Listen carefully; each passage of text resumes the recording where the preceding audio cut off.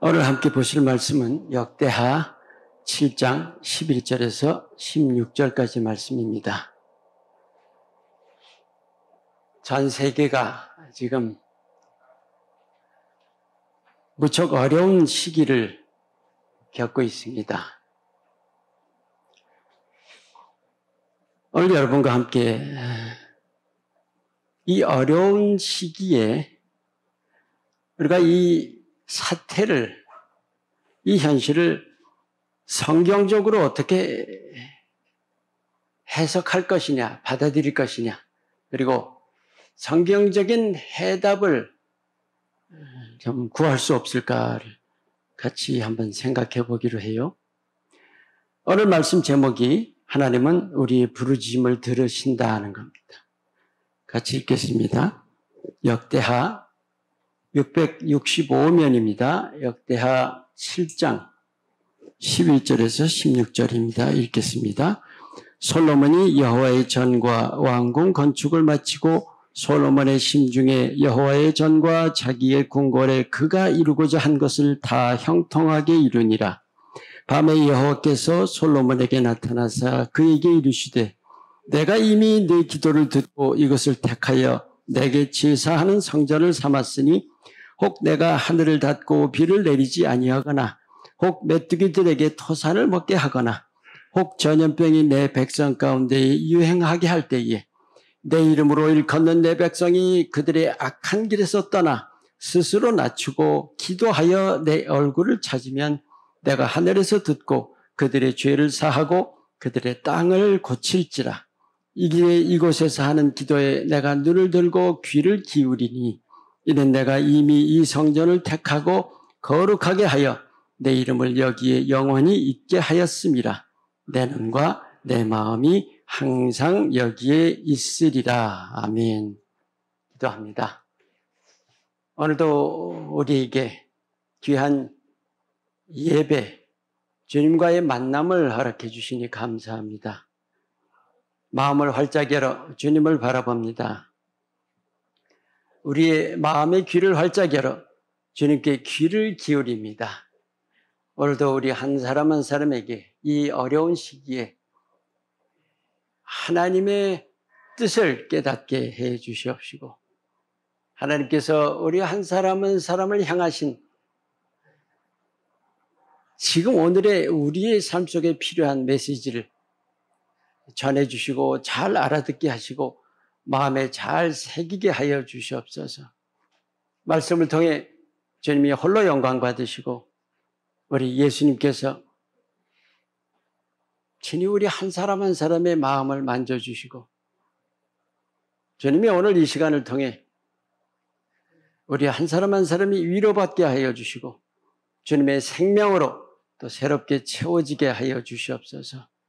주님 앞에 드린 모든 우리의 예물들 기쁘게 받아주시고 또 축복해 주시고 무엇보다 우리가 이 땅의 삶에서 하나님의 자녀답게 그리고 주님의 은혜가 늘 살아있게 해주시고 우리의 삶이 진정 하나님의 영광을 드러내는 하나님의 은혜와 선하심을 드러내는 그런 삶의 모습 되게 하여 주시옵소서.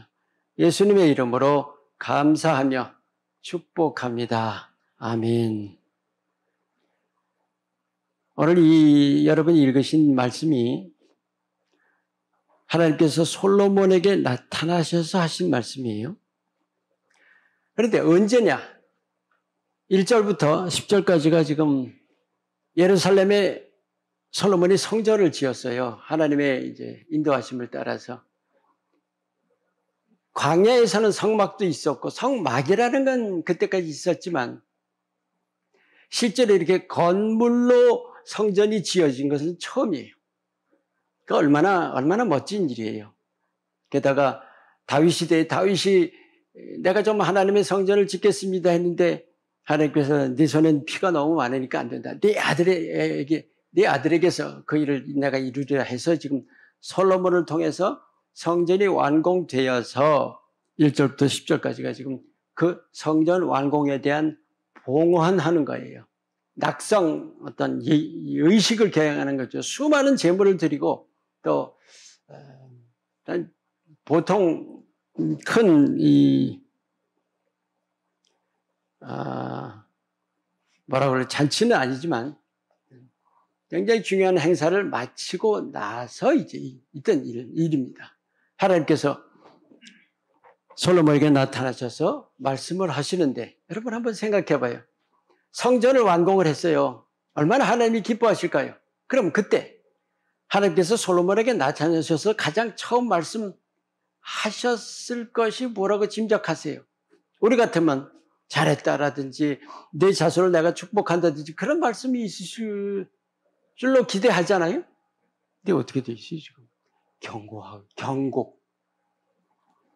혹 내가 하늘을 닫고 비를 내리지 아니하거나 혹 메뚜기들에게 토사를 먹게 하거나 아니 얼마나 큰 재앙들이야 이게. 또 전염병이 내 가운데에 내 백성 가운데 유행하게 할 때에 생각하기도 싫은 얘기들이죠. 그때 어떻게 하라고요? 14절에 내 이름으로 일컫는 내 백성이 그들의 악한 길에서 떠나 스스로 낮추고 기도하여 내 얼굴을 구하면 내가 하늘에서 듣고 그들의 죄를 사하고 그들의 땅을 고칠지라. 우리가 오늘 함께 나누고자 하는 말씀, 이 말씀이 우리가 지금 현재 겪고 있는 우리 현 세태와 상당히 연관이 있다고 생각됩니다. 왜 경고를 하셨을까요? 가장 먼저 그리고 환난이라는 것을 겪는 이유가 뭘까 생각해 봅니다. 구약 성경에서 구약 역사에서 우리가 보는 것은 이스라엘 백성들이 수많은 환난을 겪어요. 전쟁하다가 전쟁에서 지기도 하고 또 온갖 재난을 겪기도 합니다. 가뭄과 목마름과 또 온갖 질병들도 체험을 하죠. 그런데 왜 그런 환난을 체험하는 거죠? 어떨 때 그런 환난을 겪었어요? 하나님께 이스라엘이 범죄했을 때예요.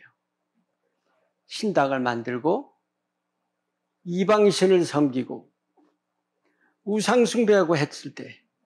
그런데 그게 언제 그 이방신과 신당이 없어졌던 때가 있었나요? 끊임없이 계속됐죠. 그럼 한번 생각해 봐요. 그 신당 세우고 이방신 섬기는 게 결국은 그 본질이 뭡니까? 하나님 앞에 범죄했다는 그 죄의 본질이 뭐예요? 예레미야 17장 5절 말씀. 무릇 사람을 믿으며 육신으로 그의 힘을 삼고 마음이 여호와에게서 떠난 그 사람은 저주를 받을 것이라. 하나님에게서 마음이 떠난 거예요. 그게 죄예요. 하나님에게서 마음이 멀어진 것이죠. 그래서 환난을 겪었다는 거예요. 그런데 그 환난 속에 담긴 하나님의 뜻이 뭘까요? 이사야 55장 7절 말씀. 악인은 그의 길을, 불의한 자는 그의 생각을 버리고 여호와께로 돌아오라. 그리하면 그가 긍휼히 여기시리라. 우리 하나님께로 돌아오라. 그가 너그럽게 용서하시리라. 아멘. 돌아오라가 하나님의 뜻이에요. 돌아오라. 우리는 많은 경우에 하나님께서 벌 주시면 벌이라는 것을 굉장히 무서워하고 싫어하고 아이고 그러니까 우리는 물론 신약시대에 살기 때문에 벌이라는 것에 대한 개념이 구약시대하고는 비교가 안 되게 약하죠. 하지만 그래도 히브리서에 보시면 아비가 자녀에게 벌 주지 않는, 징계하지 않는 아버지가 어디 있겠느냐 하는 말씀 있잖아요. 징계가 없다면 사생자라는 말씀까지 나와 있죠. 그래요. 하나님께서 징벌을 하신다고요. 근데 그것은 죄에 대한 벌이 아니라 우리로 하여금 돌아오게 하시라는 거예요. 돌아오라. 여러분 사사기 아시죠? 사사가 모두 12명이었어요. 왜 사사가 그렇게 많았을까요? 사무엘까지 합하면 13명이죠. 그래, 우리가 사사기에서 보는 어떤 패턴이 있습니다. 자, 환난이 있어요. 환난 때 백성들이 부르짖습니다. 하나님, 회개의 기도로 부르짖어요. 그럼 하나님께서 그 기도를 들으시고 치유하시고 회복시켜 주세요. 사사를 보내셔서. 근데 그 다음에 꼭 오는 것이 뭐였어요? 태평이에요, 태평. 정말 잘 사고 편하고. 근데 그 다음에 꼭 오는 것이 있어요. 몇 번이나 계속됐어요? 13번이나 계속됐고, 그게 지금까지도 계속되는 일이에요. 하나님께서 회복시켜서 태평이 온다면 반드시 타락이라는 과정이, 타락이라는 과정이 꼭 왔다는 거예요. 타락하니까 하나님께서 또 환난을 허락하셔서 또 환난, 또 부르짖고 또 회복시켜 주시고 그 다음에 또 태평, 또 타락이 왔던 거예요. 왜 그렇게 여러 번 보여주셨을까요? 결국은 우리들에게 뭔가 보여주시고 있는 거 아니에요, 지금? 우리가 깨달아야 할 건 뭐예요? 바로 그게 우리의 모습이에요. 본문에 솔로몬이 사실은 지금 성전을 완공하고 나서 이때가 솔로몬의 이제 전성기가 막 시작될 때입니다. 승승장구하는 때예요. 근데 하나님께서 그때 오히려 축복의 말씀이나 뭔가 사기를 북돋는 그런 말씀이 아니라 하나님께서 지금 경고를 하고 계세요. 경고. 여러분 감이 뭔가 오죠. 느낄 수 있죠. 바로 이때가 솔로몬이 지금 막 정말 온갖 자랑거리를 잔뜩 할 그때에 하나님께서 내가 하늘에서 비를 그치게 하거나 메뚜기로 너희 소산을 먹게 하거나 전염병이 네 백성 가운데 돌게 할 때에 왜 그렇게 될까요? 분명히 그런 태평하고 정말 번창하고 한 그때가 바로 타락의 기회라는 거예요. 솔로몬이 어땠어요? 그래서 솔로몬이 이 경고 듣고 정말로 잘 지켰나요? 얼마 안 갔어요. 처첩을 1000명이나 거느렸죠. 거의 다가 이방 여인들이었어요. 이방 여인들의 처첩을 거느렸으니까 당연히 이방신이 그냥 들어올 수밖에 없죠. 신당 세우고 정말 얼마나 타락했었는지 몰라요. 그게 바로 솔로몬이라는 거예요. 솔로몬의 마지막 때가 그랬어요. 후반기가 그랬죠. 그런데 우리가 알아야 할 것은 뭐냐? 그래요. 타락이라는 건 분명히 우리도 누구나 겪고 우리도 타락하고 난 다음에 깨닫게 되는 거예요. 저는 삶 속에서 정말 수도 없이 겪었습니다. 그런데 정말 우리가 초점을 둬야 되는 건 뭐예요? 하나님이 그 땅을 고쳐주신다는 거예요. 회복시켜 주신다는 거예요. 그런데 어떻게 해야 그렇게 되느냐가 중요하잖아요. 그래요. 우리 지금 겪고 있는 어려운 사태들 가만히 한번 돌아봅니다. 제가 뉴스를 보다가 갑자기 눈에 띄는 그 단어가 있었어요. 그 피해가 가장 심한, 중국으로부터 시작해서 피해가 가장 심한 나라 17개 나라가 이렇게 나와 있는데 그게 다 추운 지방이다라고 써 있는데 저는 그 추운 지방이라는데 거기에 마음이 가지 않고 가만히 생각을 해보니까 그 17개 나라를 한번 리스트를 쭉 보니까요. 다들 선진국이에요. 선진국. 전혀 사는데 문제는 뭐예요? 권세와 힘과 부를 자랑하는 그런 나라들이에요. 다. 또 하나 공통점이 있어요. 그 17개 나라 중에 상당히 많은 나라, 특별히 유럽과 미국, 한국을 포함해서요. 기독교가 굉장히 강세이거나 강세였던 나라예요. 한국 빼고 생각해봐요. 그래, 유럽과 미국. 사실 시작이 기독교 아니에요? 그런데 지금 어떤 상태예요? 우린 누구나 잘 알아요.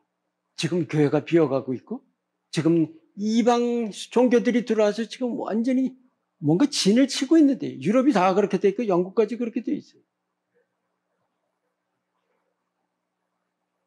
우연일까요? 하나님과 멀어져 있는 상태예요. 여러분이 어떻게 들으실지 여러분 나름대로 받으세요. 저는 말씀 준비하면서 너무나 깊이 뭐라 그럴까요? 정말 회개해야 한다는 것이 너무나 크게 마음에 다가온 거예요. 아, 지금이 바로 회개할 때구나.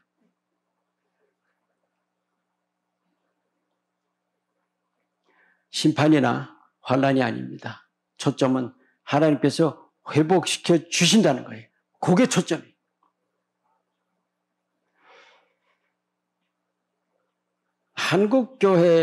한국교회라는 것보다 제가 이 주변에 있는 미국에 있는 한인교회들도 제가 LA 살다 보니까 특별히 이제 한인교회에 대한 소식을 많이 접하고 하는데 참 마음이 아플 때가 참 많았어요. 물론 한국도 마찬가지지만 예를 들어서 이런 거 한번 생각해 봐요. 물질주의나 세속화가 됐다, 교회가. 이거는 세상 사람들도 물질주의고 세상 사람들도 다 세속이에요.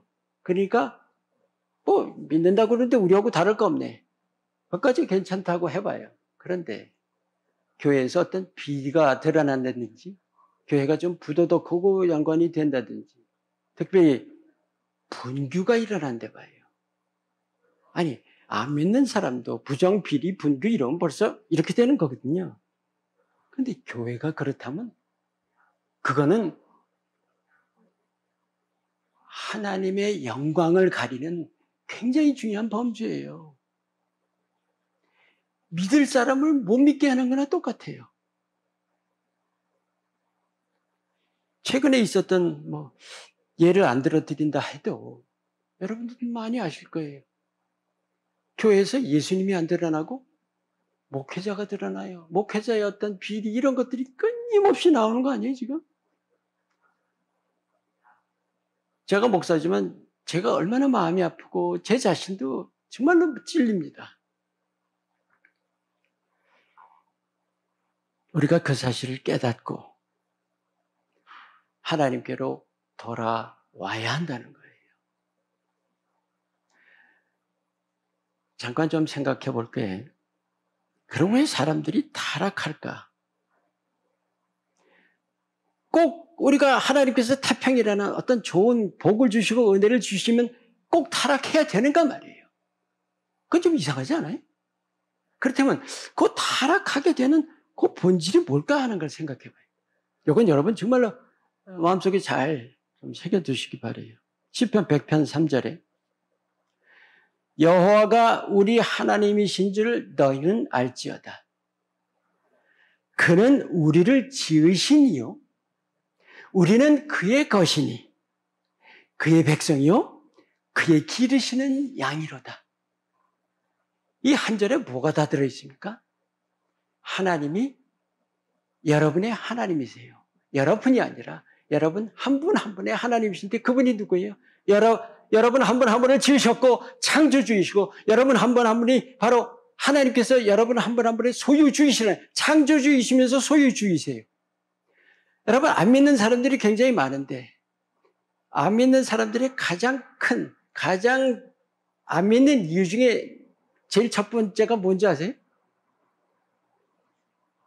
하나님이 내 주인이 되어야 되는 거예요. 내가 믿는 순간부터 하나님이 내 주인이 되어야 되는데 사실은 그게 싫은 거예요.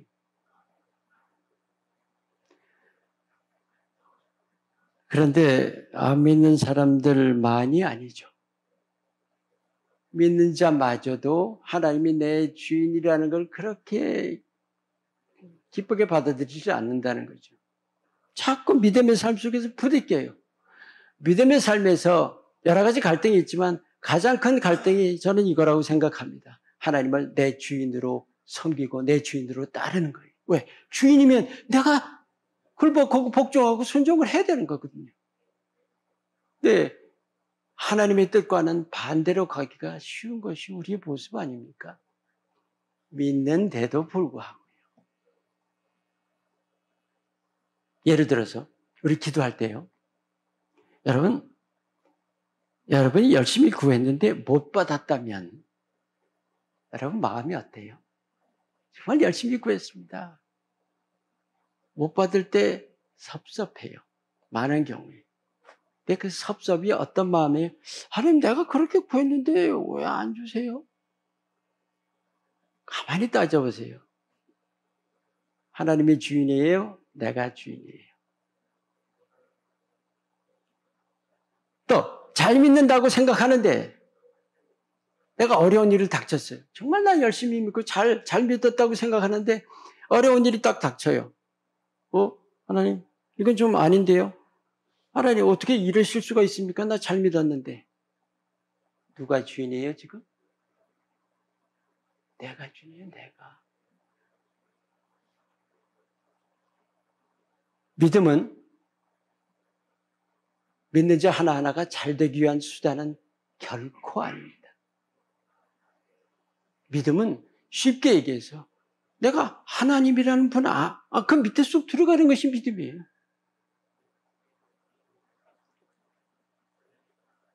나 잘 되는 수단이 아닌, 나 잘 되는 수단이라는 것이 바로 곧 내가 주인이라는 얘기죠. 여러분, 지금 세대, 우리가 사는 세대를 한번 돌아보시면서 이 세대를 대표하는 어떤 주의, 이즘 두 가지를 얘기해 보라 그러면 아마 저하고 여러분은 거의 비슷하실 거예요. 두 가지만 얘기하라고. 하나는 물질주의예요. materialism. 또 하나는 뭘까요? 개인주의예요, 개인주의. 이 물질주의와 개인주의가 아주 세상에 완전히 그걸로 꽉 잡고 있어요.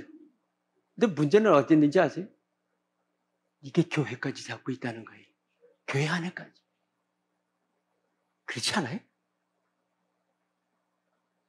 너무도 강하게 느껴요. 지금 사태를 통해서 하나님께서 깨우쳐 주신 진리는 첫째가 우리 지난주에 생각했던 것처럼 우리가 이 보잘것없는 바이러스 하나에 완전히 쩔쩔매고 온 세계가 지금 전 단어 사용이 부적합할지 몰라도 난리지 않아요? 우리에게 보여주시는 것이 뭐예요?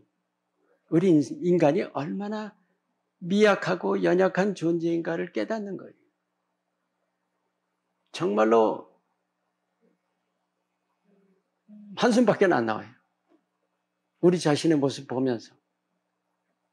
또 하나, 시편 117편 1절 말씀. 여호와께서 집을 세우지 아니하시면 세우는 자의 수고가 헛되다. 여호와께서 성을 지키지 아니하시면 파수꾼이 아무리 깨어 있어도 소용없다는 거예요. 여러분 지금 여기 나와서 예배 드리시잖아요. 여러분 지금 살아있다는 거 느끼세요? 여러분 지금 살아있다는 거 느끼지 못할 거예요. 왜? 당연하다고 생각하니까. 근데 그게 뭔지 아세요? 하나님이 여러분의 생명 하나를 지금 붙들고 계신 거예요. 하나님이 내 생명을 지키고 계신 거라고요. 하나님이 손 놓으시면 우리는 그 자리에서 끝이에요. 그 누구도 다 끝이에요. 우리가 그 사실을 알아야 된다는 거예요.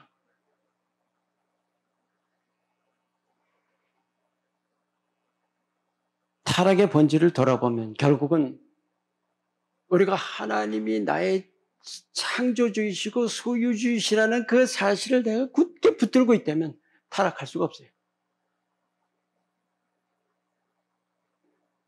거기서 벗어나지 말아야 돼요. 그런데 벗어나게 될 때가 있겠죠. 근데 두려워하지 마세요. 예수님은 우리를 위해 죽으셨어요. 다 아세요. 우리에게 필요한 건 뭐예요? 돌아가는 거예요. 돌아가는 거 때마다. 탕자가 그렇게 허랑방탕하게 생활하고 아버지께로 돌아왔잖아요. 탕자는 지금 말도 못해요. 아버지 얼굴 뵐 전혀 아들 아니에요. 나는 그냥 노예로 하나 써주세요. 무슨 얘기냐? 나는 내 아들이다 하고. 얼마나 기쁨으로 품어주셨어요. 하나님께는 우리의 죄가 초점이 아니에요. 우리가 그 은혜로우심에 바싹 안기는 것이 초점이에요. 우리가 타락한다 해도 여러분 겁내지 마세요. 우린 누구나 타락해요. 돌아가야 돼요. 결론은 뭐예요? 그래서 하나님께 부르짖으라는 거예요. 시편 34편 17절 말씀. 의인이 부르짖으면 여호와께서 들으시고 그들의 모든 환난에서 건지셨도다. 여기 의인이라는 것은 죄가 없는 사람이 아니에요. 죄가 있는데도 불구하고 하나님이 나를 용서해 주신다는 것을 그 확실히 믿는 것. 그 자가 바로 하나님을 신뢰하는 자가 의인이에요. 의인이 하나님께 부르짖는다. 그냥 소리친 거예요? 뭐예요? 잘못했다고 고백하는 거죠. 나 잘못했습니다. 용서해 주세요. 두 손 들고. 그랬더니 하나님께서 어떻게 하셨어요? 죄를 다 용서하시고 모든 환난에서 건져주셨다는 거예요. 구약성경에서 우리가 알 수 있는 것, 이스라엘이 정말 주님께로 하나님께로 돌아온 적들이 몇 번 있어요. 근데 그때마다 어떤 운동에서 시작된 거예요? 반드시 회개에서부터 시작됐어요. 전 이스라엘 민족들이 회개한 바로 그 사건으로부터 부흥이 일어났던 거, 회복이 일어났던 거예요. 우리가 아는 최근까지는 아니더라도 근대 교회에서도 아는 영적 부흥의 시작은 뭐예요? 회개운동이에요. 모두가 빠짐없이 예외 없이 회개운동에서 시작됩니다. 부르짖는다는 것은 내 죄를 시인하고 고백하는 거예요. 그리고 용서를 구하는 것입니다. 오늘 본문에 14절에 내 백성이 그들의 악한 길에서 떠나 스스로 낮추고 기도하여 내 얼굴을 찾으면, 얼굴이 뭘까요? 하나님 되심이에요. 자비와 긍휼이에요. 예레미야가 3장 22절 말씀처럼 그의 자비와 긍휼이 무궁하심으로 우리가 진멸되지 않는다. 하나님의 자비와 긍휼을 우리가 의지해서 그 앞으로 나가는 거예요. 하나님 반드시 용서해 주세요. 반드시 품어주시고.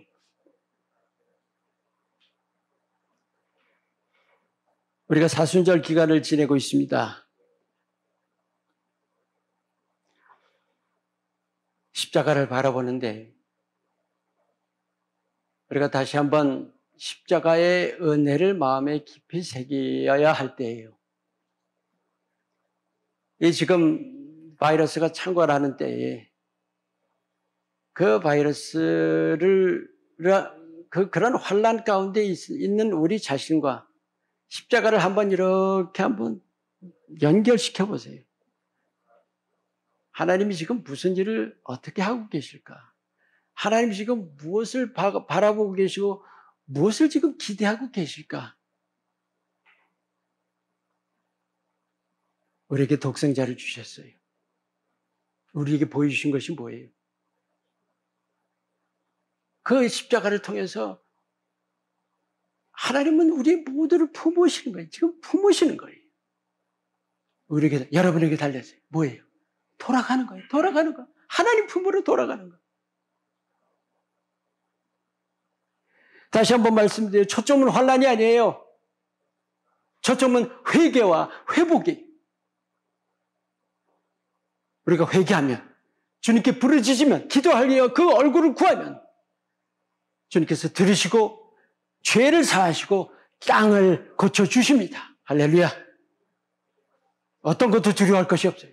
우리 앞에는 분명히 회복이라는 하나님의 그림이 정말 하나님께서 그려주신 놀라운 축복이 앞에 놓여 있는 거예요. 우리가 봐야 할 것은, 우리가 그것을 보고 해야 될 건 뭐예요? 지금부터 부르짖어야 하는 거예요. 나는 잘못한 게 없는 것 같아. 저 사람들이 잘못해서 저런 일 겪는데 그게 잘못된 거예요 벌써.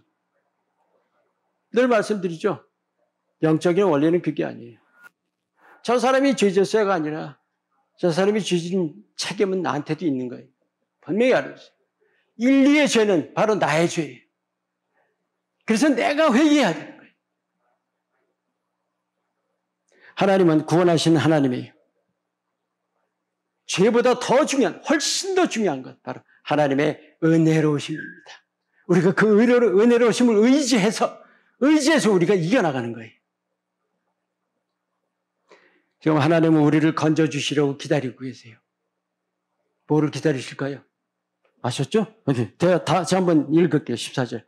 내 이름으로 일컫는 내 백성, 바로 여러분들이 그들의 악한 길에서 떠나 스스로 낮추고 기도하여 내 얼굴을 찾으면 내가 하늘에서 듣고 그들이 죄를 사하고 그들의 땅을 고칠지라. 지금이 기도할 때입니다. 기도는 입술이 아닙니다. 기도는 내가 얼마나 시간을 들였냐가 아니에요. 기도는 내가 기도했다는 행위가 아니에요. 기도는 마음이에요. 마음. 우리가 예배 드리러 여기 나와 있죠?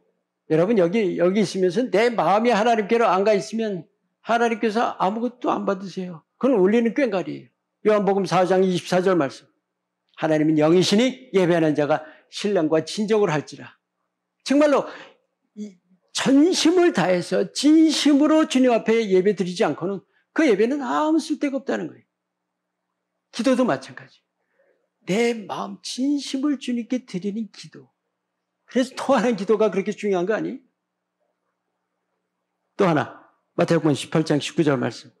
진실로 다시 너희에게로 오노니 너희 중에 두 사람이 땅에서 합심하여 무엇이든지 구하면 무엇이든지 하늘에 계신 내 아버지께서 그들을 위하여 이루게 하시리라. 아멘. 두 사람만 합심해도 돼요. 두 사람만. 지금 우리가 회개할 때 우리 자신 회개하는 것도 중요하지만 우리가 함께 모여서 회개하는 게 굉장히 중요합니다. 하나님은 그 회개를 기쁘게 받으세요. 세 번째, 그러니까 진심이어야 한다, 마음이어야 한다는 것과 합심해서 기도해야 한다는 것과 또 하나가 중보의 회개입니다. 중보의 회개가 뭐예요? 제가 잘못했어요. 쟤네들이 제 잘못이니까 자기네들이 벌 받는 거죠가 아니라 저 사람의 잘못이 내 잘못이 되는 거예요. 내가 그 사람들을 위해서 내가 대신 중보하는 거예요. 내가 대신 회개하는 거예요. 하나님이 그 기도를 아주 귀하게 보십니다. 여러분 우리가 한국을 위해서 기도해야 돼요. 미국을 위해서 기도해야 되고 우리가 지금 고통받고 있는 자들을 위해서 우리가 기도해요. 근데 저 사람 좀 도와주세요가 아니라 저 사람들이 죄진 거 다 내 책임입니다. 정말 그 마음으로 내가 죄진 거 회개하는 마음으로 통곡하면서 기도하는 거예요. 하나님께서 여러분의 기도를 들으시고 저들의 죄를 사해 주신다는 거예요. 내가 그 땅을 고칠지라. 여러분 마음속에 잘 새기세요. 부르짖으세요. 부르짖으면 하나님께서 그 기도를 들으시고 이 세상을 고쳐주십니다. 아멘.